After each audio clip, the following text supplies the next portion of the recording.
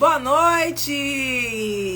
Boa noite, sejam bem-vindas a mais uma live aqui no canal da professora Bárbara Moreira. Se você está aqui pela primeira vez, se você está chegando, seja bem-vinda. Se você ainda não me segue aqui no YouTube, se você está me vendo no YouTube, comece a seguir esse canal. Esse canal é fundamental para você que é enfermeira e quer dominar o seu plantão. Vamos chegando. Se você está aqui no Instagram e está me vendo ao vivo, vamos dando boa noite. Boa noite. O mais importante, boa noite e compartilhem a live. Boa noite, Kelly. Ó, Kelly. Mentoria, domine seu plantão. Olha que blusa linda. A aluna mais intensiva desta turma 8 vai ganhar uma blusa dessa. Para você estar espelhado. Mas aqui tem escrito, ó, domine seu plantão, mentoria. Sorte é quando o preparo encontra a oportunidade. Então vocês estão se preparando para oportunidades melhores que vão chegar aí no caminho de vocês. Samanta também, aluna querida da mentoria turma 8, para você que está chegando. Estão abertas as matrículas para a mentoria Domine Seu Plantão. E você pode ser minha aluna na primeira turma de 2024. Nós estamos começando 2024 e você pode ser minha aluna. Se você é enfermeira, se você tem medo do seu paciente grave, se você é uma enfermeira insegura no seu plantão, se você não tem coragem de abrir a boca na visita multiprofissional, não participa do round, a mentoria é para você. Eu ensino através de um método. E neste método, você vai conseguir aprender terapia intensiva e aplicar no seu beira-leito de uma forma natural. Por que eu digo isso? Porque eu utilizo um método que é um método baseado no conteúdo vivencial. O que é que o conteúdo vivencial faz? O conteúdo vivencial faz você se aproximar do que você quer com os recursos que você tem.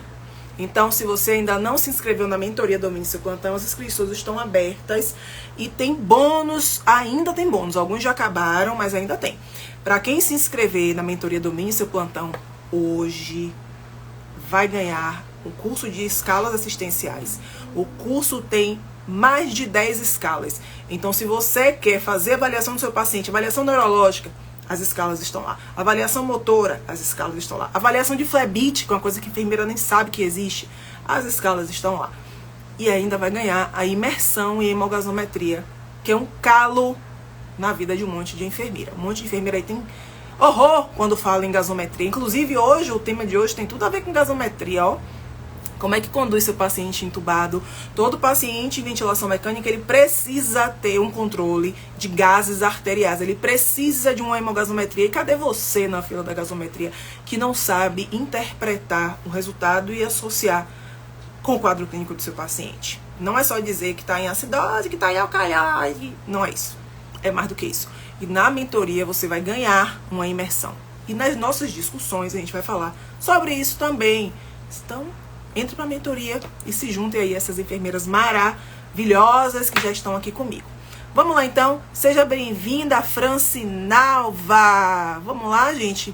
Vamos falar aqui, eu vou até deixar digitado sobre como conduzir o seu paciente entubado. Quais são os cuidados para o seu paciente entubado? Deixa eu digitar aqui e deixar fixo um comentário. Você que está chegando aqui, vai dando boa noite para mim. Boa noite! E me diz aí, de onde é que você tá falando? De onde é que você tá falando? Você tá falando de Salvador, da Bahia, do Rio de Janeiro? Onde é que você tá agora me assistindo?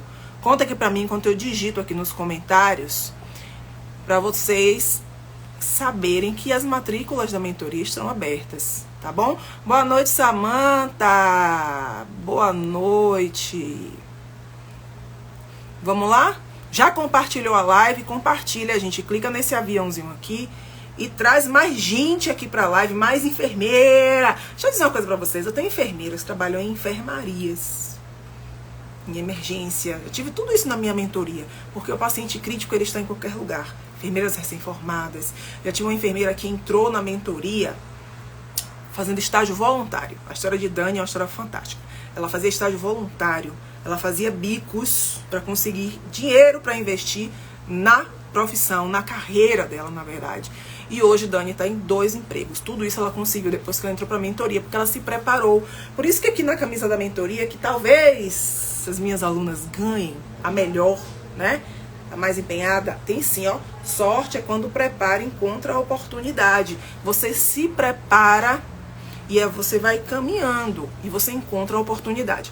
Quando você encontra a oportunidade, meu amor, você vai estar pronta, então a oportunidade é sua. Foi o que aconteceu com Daniela. Daniela entrou desempregada na mentoria, fazia extras, fazia plantões extra, trabalhou voluntário, conseguiu entrar na mentoria, foi dedicadíssima, começou a fazer processo seletivo, e o resumo da ópera é que hoje ela está em 2 empregos. Graças a Deus, reestruturando a vida dela, porque a gente realmente precisa da questão financeira, sim, para se reestruturar. Então, ela hoje está conciliando 2 empregos.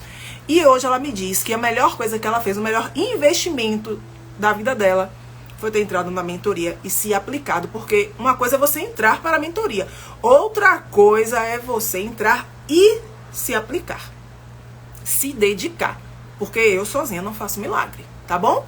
Francinalva fala do Rio de Janeiro. Kelly, minha aluna da mentoria, que já garantiu os bônus dela.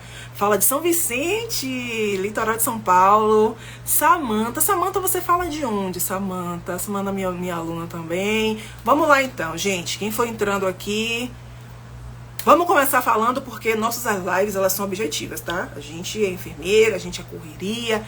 A Samanta também é de São Paulo. Ai, que maravilha. Santo André, vocês são de onde? Vão falando aqui pra mim.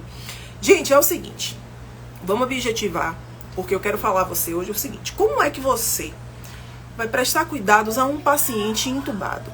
Eu tô aqui com esse tubo na mão desde o início da live, porque este aqui é o dispositivo que representa um paciente entubado. Quando você fala em paciente entubado, o que é que passa pela sua cabeça? Um paciente entubado é um paciente com tubo orotraqueal através lá da cavidade oral. Mas é uma coisa que é importante. O seu paciente, ele pode estar com este tubo tanto na cavidade oral como na cavidade nasal. Se você não sabia disso, fique sabendo. Este tubo, ele pode estar tanto pela cavidade oral como pela cavidade nasal, porque o principal objetivo é ventilar o seu paciente. Então, quando é que o seu paciente vai precisar deste tubo? É a primeira pergunta. O primeiro cuidado que você precisa ter para ter com esse paciente que está em ventilação mecânica é saber o motivo da ventilação mecânica. Por que ele está em ventilação mecânica? Por qual motivo ele foi entubado?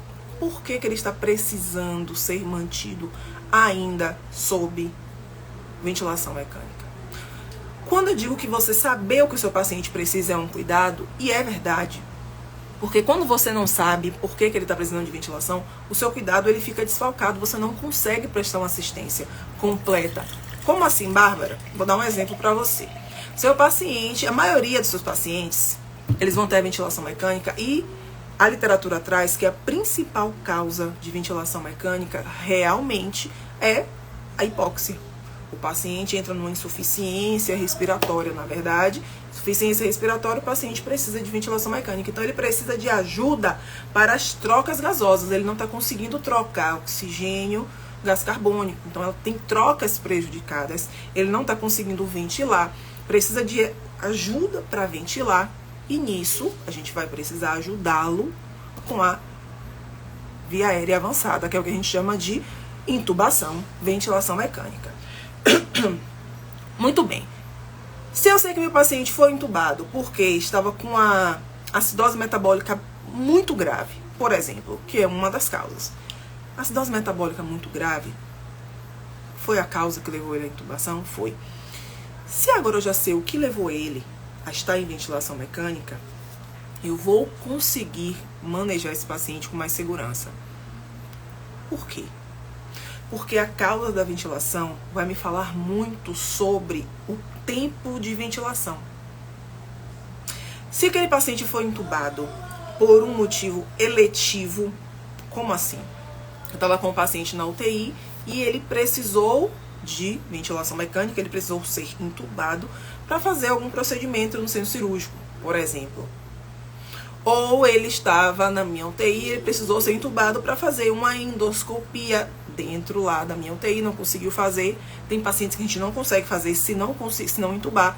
Então, entubou o paciente para fazer um procedimento. Eu sei que a causa daquela intubação foi uma causa eletiva. Se eu tenho uma causa eletiva, o tempo que o meu paciente vai precisar ficar entubado é menor. Então eu vou conseguir direcionar o meu cuidado também, o olhar para o meu paciente de uma forma diferente daquele paciente que eu sei que foi entubado por uma causa metabólica grave. Os distúrbios metabólicos graves, os distúrbios metabólicos de uma forma geral, mas eu vou falar mais da gravidade. Eles demoram mais para se instalar do que os distúrbios respiratórios, tá? O distúrbio respiratório ele se instala mais rápido, mas a gente consegue resolver mais rápido.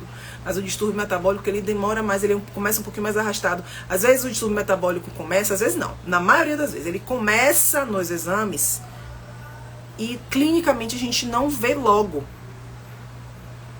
Entende? Por isso que muitas vezes a gente começa a corrigir o que a gente está vendo ali de sintoma metabólico, mas no resultado dos exames, aquilo ali vai acontecendo de uma forma mais lenta. Porque os distúrbios metabólicos têm essa característica, ok? E isso muda o meu olhar para o paciente grave. Isso muda. Por que eu digo que isso muda? Porque o meu olhar para o paciente grave ele vai ser direcionado de acordo com o quadro clínico que ele apresente. Eu vou precisar implementar alguns cuidados para alguns pacientes que outros não vão precisar. Se eu sei que a ventilação mecânica daquele paciente tem mais dias ou chance de ficar maior tempo do que outros, o meu cuidado vai ser diferente. Por exemplo, eu sei que o paciente de ventilação mecânica, se ele permanecer por muito tempo entubado, ele vai ter riscos maiores de complicação. Então vai precisar de cuidados mais específicos direcionados a quê? Pneumonia associada à ventilação mecânica, que é a principal complicação do paciente que fica muito tempo entubado. Mas o paciente entubado, o paciente grave, ele vai ter outros riscos envolvidos. Então eu vou ter um paciente mais imóvel, então eu vou ter um problema aí, um paciente que tem um risco maior de lesão por pressão, e aí vem a avaliação das escalas. Por isso a importância do bônus do curso de escalas assistenciais que eu estou dando para todas as minhas alunas que estão entrando agora para a mentoria. Eu estou dando para as minhas alunas. Você que está aí ainda não entrou para a mentoria, se você entrar para a mentoria hoje, você vai ganhar o curso de escalas assistenciais. O curso ele vai te ensinar a fazer a avaliação do seu paciente, lesão por pressão. O paciente grave tem risco de lesão por pressão. Ele vai te ensinar a fazer avaliação de risco de flebite. O paciente tem catéteres, tem catéter periférico. Então, este paciente tem um risco de flebite. Então, você tem uma escala, por exemplo, a escala de Maddox é uma escala que vai avaliar o risco de flebite no seu paciente. E dentro da terapia intensiva, poucas vezes eu vi uma enfermeira ter conhecimento dessas escalas. Dentro da mentoria, você vai ter acesso a este curso. O curso tem mais de 10 escalas. Então, você vai saber avaliar. Paciente entubado é um paciente de muitos riscos. Entubado e sedado, ele tem múltiplos riscos. E aí, o meu cuidado vai primeiro recapitular, porque a gente vai continuar falando. Saber o porquê que ele está entubado, qual é o motivo da intubação. Depois, tempo de intubação. O tempo de intubação vai, sim, interferir no tipo de cuidado que eu vou dar para o meu paciente. Tem cuidados que são gerais e tem cuidados que são mais específicos, quanto mais grave for o meu paciente. Tudo bem até aqui? Maravilha. E aí, isso aqui é um dispositivo que também está envolvido no seu cuidado. Por quê? Preste atenção. Eu tenho aqui um tubo. Este tubo aqui, ele é 7,5, tá? Vocês vão conseguir ver aí, para quem não conhece, ele é 7,5, tá? Aqui. Acho que vai parecer espelhado para você, mas é 7,5. Os tubos, eles têm tamanhos. Então, o seu paciente, ele vai precisar de um tamanho de tubo. Nem sempre todos os pacientes vão precisar do mesmo tamanho do tubo, porque cada paciente é um paciente. Então, ó, 7,5 é este aqui. Mas tem 7, tem 6,5. Tem 8, tem 8,5, tem 9. Então você tem diversos tamanhos. Por quê? Porque eu tenho diversos tipos de pacientes. Tenho pacientes menores, estatura mais magrinho, pequenininho, miudinho, como uma vez a gente entubou uma vovozinha, a vovozinha tinha 35 quilos, tinha 1,40 de altura, muito pequenininha, tá? Então os tubos, eles vão ser específicos para o tipo físico daquele paciente, para o sexo. Isso também interfere, homens e mulheres, tá? 7, 7,5, 8, geralmente são os números que a gente vê usar com mais frequência nas terapias intensivas, tá? Então eu tenho aqui esse tubo. Quando o meu paciente está lá, entubado, ele vai estar lá com o tubo, ok?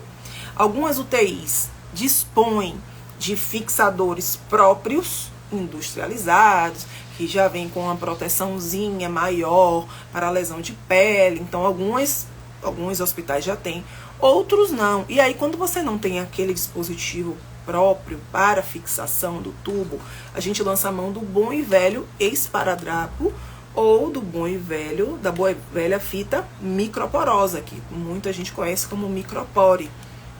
Ou ambos, ou um ou outro. A ideia é que o esparadrapo é mais utilizado na ausência desses dispositivos próprios de intubação por conta da segurança. O esparadrapo, ele é mais firme, ele é mais resistente a suor, a saliva, quando comparado à fita microporosa, que também a gente vê em algumas vezes os pacientes utilizando. Mas bom mesmo, gente. Bom é aquele dispositivo. Alguém aqui já usou ou conhece aquele dispositivo que a gente utiliza para fazer a fixação do tubo? Ele é maravilhoso, mas nem sempre os hospitais dispõem. Os hospitais públicos nem sempre dispõem, porque envolve custo, tem licitação, aquilo tudo que a gente já sabe. Mas aí, o tubo tem este tamanho, e você, na intubação do seu paciente, vamos entubar, vamos, preparou lá a caixa de Vieira avançada, na UTI que você trabalha tem, maravilha, maravilha, Samanta. Vamos preparar a Vieira avançada, coisa e tal, aí vai a enfermeira correndo, vai pegar o tubo. Quando você vai pegar o tubo para fazer a intubação daquele paciente, vai lá, você certifica com o médico, qual é o tamanho do tubo, 7 a 7,5, aí ele vai lhe dizer qual é o tubo que ele vai utilizar, e aí você vai pegar o recomendado sempre, inclusive, pelo fabricante dos dispositivos, é que você realize o teste do cuff, tá? É o recomendado. Eu já vi, e não foi uma vez só, o cuff vir furado. Então a gente fazia o teste, eu fiz o teste e o cuff não insuflava, tá? Você percebe, se você ainda nunca viu, se você não conhece. Então você insufla o cuff, deixa eu desinsuflar aqui, você viu. Insuflou, não insuflou? Pronto, isso aqui, gente, vai estar no invólucro do tubo, porque isso aqui vem estéreo, tá? Eu tô pegando aqui, mas quando você for pegar lá, isso aqui é estéreo. Então você não vai tirar o tubo lá do invólucro pra pegar, pra testar, pra dar, não. A intubação é um procedimento que precisa ter o cuidado de ser um procedimento estéreo. Ah, Bárbara, mas na minha UTI o médico não faz nada estéreo. Eu tô falando aqui pra você o que é do bundle, o que é de evidência. Isso aqui vai estar lá dentro do invólucro, então é recomendado que você faça o teste, ok? Eu, experiência própria, já passei por situações do cuff estar furado. O cuff estava furado por 2 vezes. E aí, quando acontece isso, nesses hospitais onde eu trabalhei, que foram hospitais diferentes, eu fiz uma ficha de não conformidade do produto, e aí aquele tubo foi direcionado para o setor responsável, porque ele veio furado. Agora imagine, você faz um procedimento, vai entubar o paciente, no teste chega lá e o cuff está furado. E aí você entuba. Vai lá, eu falo você entuba porque é uma equipe, você tá lá junto com o médico. A enfermeira na intubação, gente, não é a pessoa que testa o cuff só não, viu? Por favor. você tá ali, vai participar da intubação, o colega médico naquele momento vai proceder à intubação, então é o teste, é o fio guia se ele for utilizar, vai testar a lâmina do laringoscópio, você vai inclusive, se você já passasse segurança para a equipe médica, você pode sim fazer a ausculta após intubação, se você souber os pontos de ausculta. Tá? Isso tudo eu discuto dentro da mentoria com as minhas alunas. Por isso que eu estou dizendo que se você ainda não entrou para a mentoria, você está perdendo tempo. Por isso que as minhas alunas, todas elas que se empenham, têm resultados e conseguem, deslanchar na carreira intensivista. Tudo isso é discussão dentro da mentoria. A gente tem um módulo dentro da mentoria só para discutir ventilação mecânica. É um caso clínico no qual a gente discute ventilação mecânica. E além de intubação, eu falo sobre modos ventilatórios, por que o paciente fica no modo ventilado, no modo assistido, no modo controlado, por que aquele paciente aumenta PIP, diminui PIP, que é o parâmetro mais conhecido, mas que não é o parâmetro salvador da pátria. Então tudo a gente discute dentro da mentoria, a gente tem um módulo só para isso. Se você não entrou para a mentoria aí, ainda dá tempo, me manda aqui um direct escrito mentoria, que eu vou conversar com você, tá? Então pronto, na intubação você não é a pessoa apenas que testa o cuff, você vai, disponibiliza o tubo, se for o caso, disponibiliza, fio guia, já testou, vai fazer fixação, se passar segurança, tiver conhecimento, vai sim fazer a ausculta dos pontos, se você souber, vai auscultar primeiro aonde? Vou auscultar primeiro os pulmões. Pém, resposta errada. Resposta errada. Quando você procede, o paciente ele é intubado, você não vai fazer a primeira ausculta pulmonar. O primeiro risco, quando a gente está no meio da intubação, é que esse tubo ele não vá para a traqueia, ele vá para o esôfago. Então, para que nós tenhamos certeza, além da ausculta, a gente vai contar, por exemplo, com um capnógrafo. O capnógrafo ajuda muito a gente, muito, na hora da intubação. Romano, minha equipe vai falar com você, tá bom, Romano? Ajuda muito na hora da intubação. Você vai lá olhar a fração expirada de oxigênio e vai ver se aquele paciente realmente foi intubado ou não. Bárbara, na minha UTI não tem capnógrafo. Eu também trabalhei em UTI que não tinha. Então aí é a moda antiga mesmo, minha gente. É intubar, auscultar, começar para ter certeza que não está no estômago, fazer a ausculta bilateral para ter certeza que você não tem uma intubação seletiva, porque já aconteceu e não foi uma vez só, e acontece mesmo, gente. É muito não é incomum acontecer uma intubação seletiva, e não é porque o médico é ruim. Pode acontecer, às vezes o paciente tem uma viária ruim, tem uma viária difícil, às vezes o paciente está sangrando, a visibilidade da corda vocal para o médico é ruim. Enfim, tem diversos fatores. E aí aquele tubo ficou seletivo, às vezes o paciente é pequeno demais. Enfim, tem muita coisa. E aí aquele tubo foi pro lugar errado. E aí, qual é a ideia? Intubou, tá seletivo? Tira um pouquinho, desinsufla, se já tiver insuflado o cuff, retira um pouquinho, tá? E aí você foi, o paciente tá lá entubado, todo bonitinho, direitinho, e aqui você vai fazer a fixação.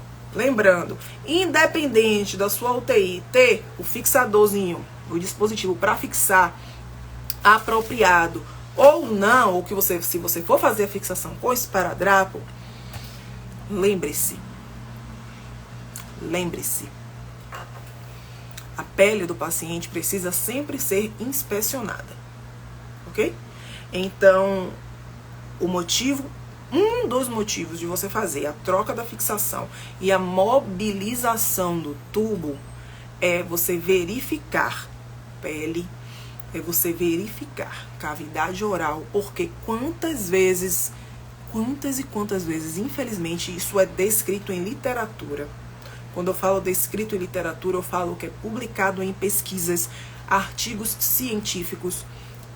Vários pacientes fazem lesão labial, porque fica com o tubo lá numa posição só dias, porque a enfermeira tem medo. Tô falando isso porque eu já ouvi isso de aluno de pós-graduação. Eu dou aula em pós-graduação há anos. Eu formo residentes em terapia intensiva há mais de 10 anos. Eu faço consultoria de carreira em terapia intensiva há mais de 3 anos e eu sei o que eu tô dizendo a você. Tem enfermeira que me diz, e é bom que ela assuma, porque depois que ela assume pra mim, eu ensino pra ela o correto, o paciente fica livre de danos, ela para de fazer. E ela me disse, professora, eu não sabia. Já tive casos de aluno me dizer que tinha medo de fazer a mobilização do tubo, então o paciente ficava aqui com o tubo o tempo todo aqui, 5 dias, 3 dias, 7 dias, 10 dias que fosse. Ela vinha, trocava aqui, tirava e deixava o negócio no mesmo lugar. O paciente fazia lesão, cavidade labial, de comissura labial. Fora os casos dos pacientes que estavam entrando em desmame de sedação, agitavam, variavam o RAIS, e aí o RAIS é mais uma escala, tá lá dentro do curso de escalas assistenciais, que todo mundo que entrar para a mentoria agora vai ganhar. Digite mentoria aqui, que a minha equipe vai conversar com você, para você fazer sua matrícula para a mentoria. Avalie a escala de RAIS, aí você tem um paciente agitado, bem agitado, um RAIS 4. O paciente está ali, ó, mordendo. Já vi tubo furar do paciente, morder, porque não era feita a mobilização. Então, você fazer a mobilização, verificar, inspecionar a pele, inspecionar lábios, inspecionar dente, inspecionar língua. Gente, isso é cuidado com o paciente entubado, pelo amor de Deus. Não é porque o paciente está entubado que ele não tem mais boca. Eu já recebi paciente de enfermaria, o paciente estava na enfermaria esperando subir para UTI.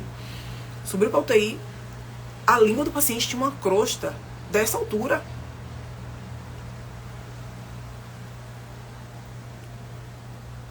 Por que deixou? Porque aqui ninguém sente segurança para limpar a boca. Gente, isso é um absurdo. Isso é um absurdo. Risco por cima de risco. Paciente que faz uma crosta dessa de sujeira na boca é um paciente extremamente suscetível à pneumonia associada à ventilação mecânica, que é a infecção respiratória mais comum nos pacientes entubados dentro da terapia intensiva e é a que mais mata, porque é a que mais demora de ser tratada. A gente, para tratar uma PAV na UTI, gente, são dias de antibiótico. São dias de antibiótico. Cavidade oral e inspecionar, isso tudo é cuidado com o paciente entubado. Entende? Outro cuidado que a gente vai ter com o paciente entubado está relacionado a este dispositivo aqui. Alguém sabe o que é isso? Que queira dizer o que é isso aqui que está na minha mão?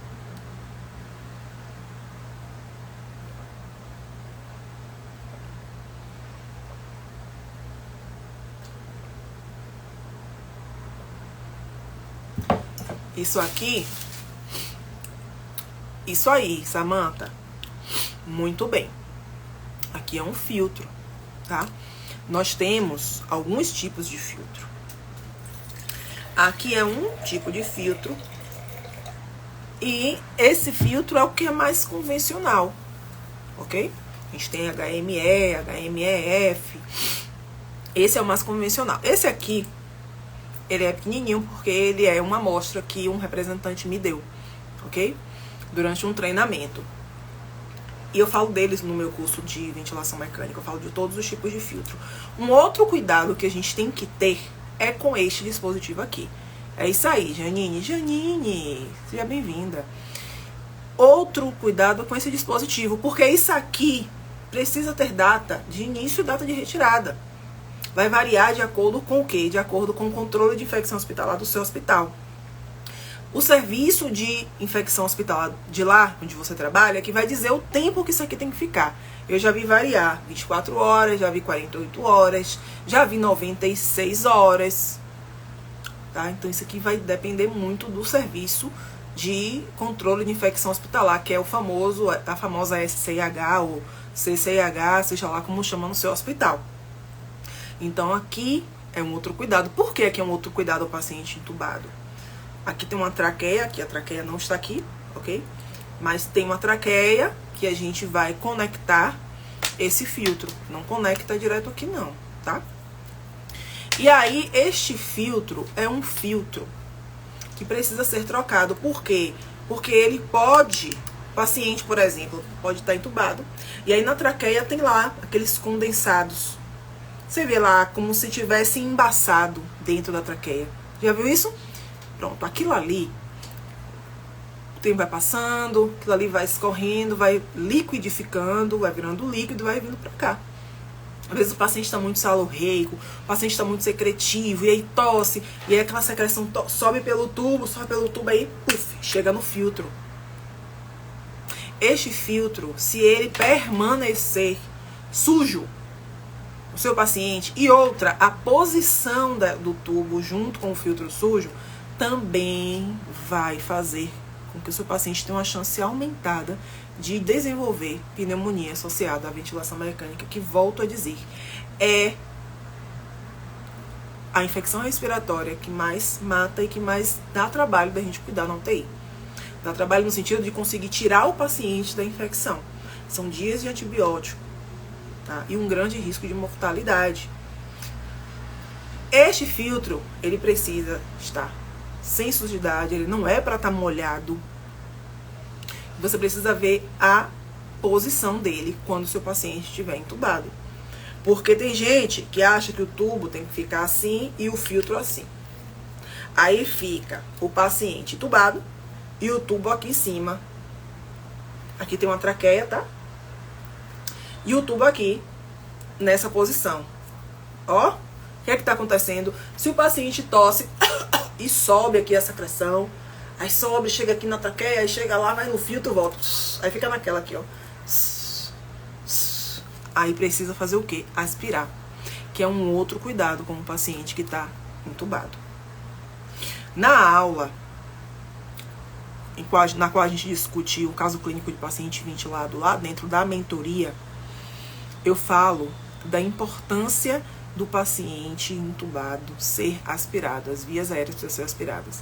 E aí isso foge daquela briga, é do fisioterapeuta, é do técnico, é do enfermeiro, a gente discute isso também.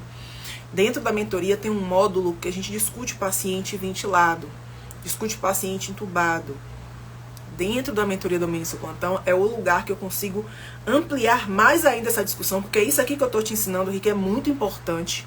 Extremamente importante que eu estou te ensinando aqui hoje nessa live, eu consigo aprofundar lá na mentoria e você ainda fica com acesso a esta aula por um ano para voltar e assistir.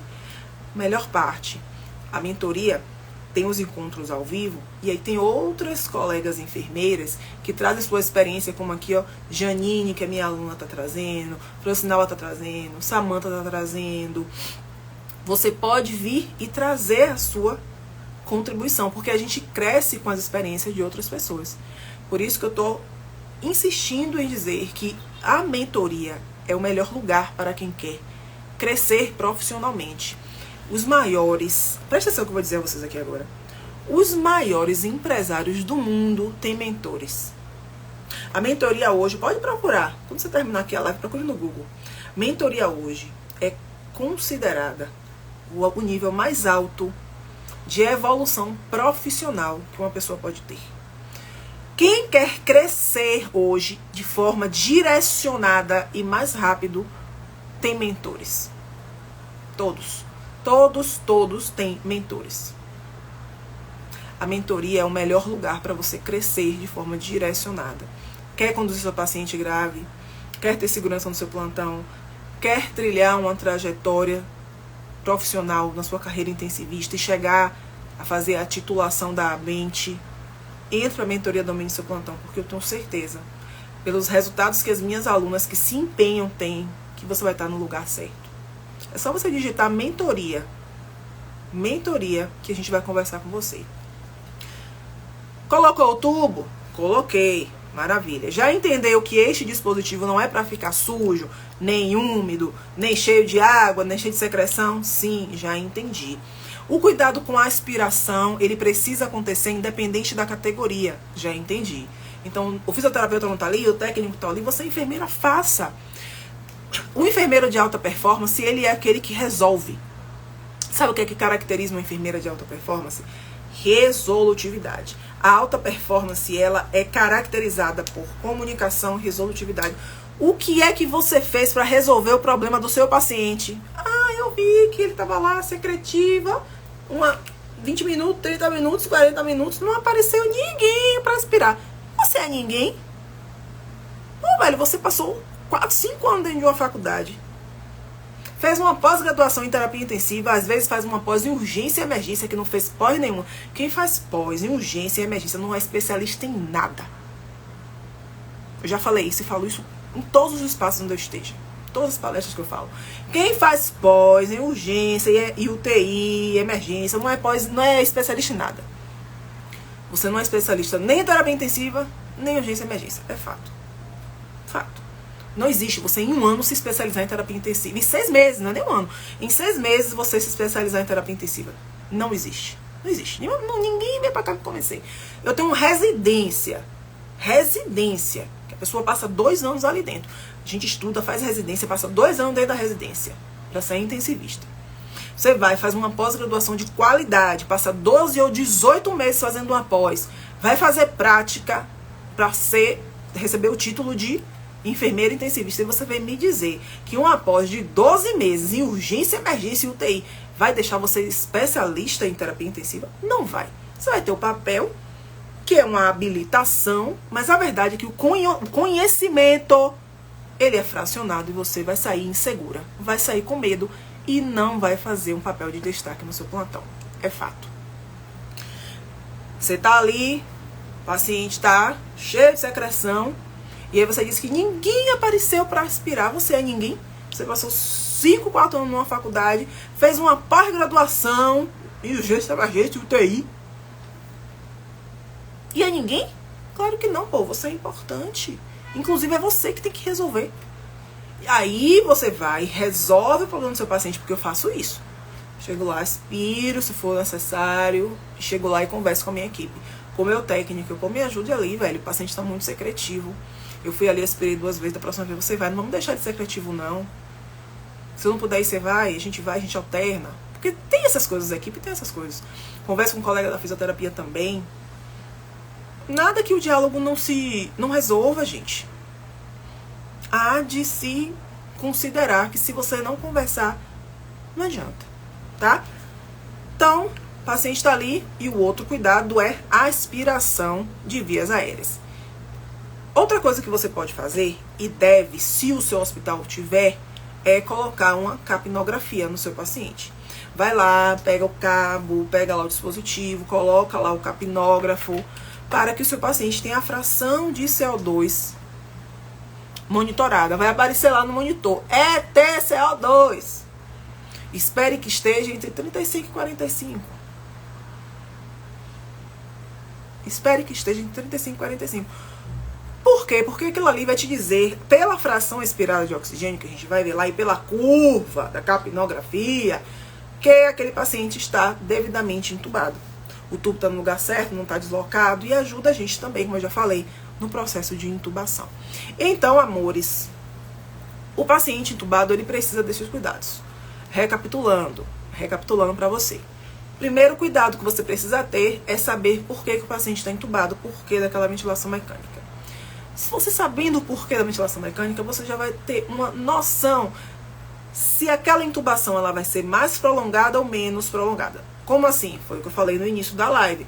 Pacientes eletivos, de intubação eletiva, você sabe que a intubação ela é menor, o tempo é menor. Ah, então vou fazendo procedimento, então fazendo endoscopia, tá? Sabe que o tempo é menor. Se você sabe que o tempo é menor, você vai fazer uma prescrição de enfermagem diferenciada para aquele paciente que você sabe que o tempo de tubo vai ser menor. Diferente do paciente que intubou por uma acidose metabólica grave, por exemplo, por uma hipoxemia grave, por exemplo. Você sabe que ali o tempo de tubo tende a ser maior. Ok?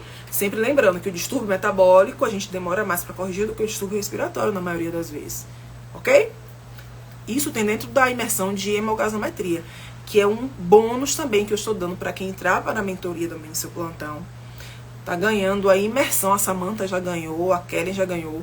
Imersão e hemogasometria. Imersão só tem uma vaga para imersão. A imersão só tem uma vaga. O curso de escalas ainda tem mais algumas. Mas imersão e hemogasometria, no qual eu ensino tudo isso para você. Eu ensino a interpretar a gasometria através de caso clínico. imersão em hemogasometria, que é um presente que eu estou dando para quem entrar. A imersão lá é comercializada. Ela é 397 a imersão. Quem está entrando está ganhando, ó, na mentoria, do Seu Plantão. Eu ensino tudo isso dentro da imersão, tá? Então, a imersão tem uma vaga ainda. O curso de escalas assistenciais que eu também estou dando tem mais algumas vagas, eu não sei quantas tem não. Ok? Qual é o motivo da intubação? Se o motivo é respiratório, se o motivo é metabólico, ou pode ser um conjunto também, um que desencadeou o outro, tem isso dentro da imersão. Você vai ver que na hora de intubar, você não é apenas a pessoa que faz a fixação do tubo, precisa fazer inspeção no seu paciente ventilado, no seu paciente intubado, inspeção na pele, inspeção labial, inspeção de cavidade oral. E aí, cavidade oral, você vai olhar a dente, vai olhar a língua do seu paciente, para reduzir ainda mais o risco de pneumonia associada à ventilação mecânica. Sua UTI tem bundle, siga o bundle. Sabe o que é bundle? Não sabe? Eu explico dentro da mentoria. Dentro da mentoria tem uma aula também que eu falo sobre os bundles que a gente utiliza na terapia intensiva. Mentoria Domine Seu Plantão. As inscrições estão abertas ainda, pode fechar a qualquer momento. Então, se você ainda não se inscreveu, se inscreva. Os bundles da sua UTI vão te guiar. Os bundles ajudam a gente a prevenir infecções relacionadas, por exemplo, a dispositivo de via aérea avançada. Então, outro cuidado que a gente vai ter é relacionado ao filtro. Filtro. Outro cuidado que a gente vai ter relacionado ao filtro. E outros cuidados que a gente vai ter vai ser relacionado à aplicação de escalas. Afinal de contas, o paciente que vai estar intubado, fatalmente, se for paciente grave, vai estar sob sedação, e o paciente intubado sob sedação é um paciente que tem diversos riscos, e esses riscos precisam ser avaliados por escalas assistenciais. Por isso que eu estou dando o curso de escalas para vocês, porque eu não compreendo uma enfermeira dentro da UTI que avalia um paciente e não aplica escala, ou que se aplica apenas 2 ou 3 escalas. Apliquei Reis e Braden. Acabou. Quando é muito boazinha, aplica Morse. Mas as outras escalas ninguém aplica. Por isso que eu tô dando o curso de escalas assistenciais para quem tá entrando na mentoria, tá? Todo mundo que digitou mentoria aí, a gente vai entrar em contato com vocês através do direct, para vocês fazerem sua matrícula. Que bom estar com vocês aqui hoje. Gostei, hoje a gente passou um pouquinho mais do que geralmente eu gosto de fazer. Eu gosto de fazer lives mais objetivas, assim, com mais um tempo mais curto, porque eu sei que a gente tem uma vida corrida. Mas hoje o assunto precisou ser um pouquinho mais extenso, não foi? É bacana falar de paciente intubado, tem muitas dúvidas, eu sei disso. Daria pra falar mais? Daria. Mas dentro da mentoria eu falo mais. Entre pra mentoria que você vai ter muito mais tempo comigo pra aprender muito mais, meu amor, sobre o paciente intubado, modos ventilatórios, tudo que você precisa saber e fazer pra discutir o seu paciente com qualquer categoria assim, ó. Como eu faço, ó. Olhando no olho, ó. Não tem ninguém ali melhor do que eu. Não tem médico melhor do que eu. Não tem fisioterapeuta melhor do que eu. Não tem nutricionista melhor do que eu. Não tem ninguém melhor do que eu. Eu entro no round e discuto de igual para igual. Eu sou igual a eles.